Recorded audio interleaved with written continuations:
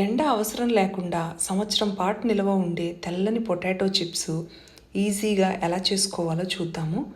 ఈ చిప్స్ చేసుకోవటం కోసం 1 కేజీ పొటాటోస్ తీసుకుని పీల్ చేసుకుని శుభ్రంగా కడిగాక ఒక బౌల్లో వాటరు, అందులో కొంచెంగా పట్టిక ఉప్పు వేసి చిప్స్ అన్నిటినీ రెడీ చేసుకోవాలి. తర్వాత ఈ చిప్స్ని 3-4 సార్లు వాటర్ చేంజ్ చేసి క్లీన్ చేసుకోవాలి.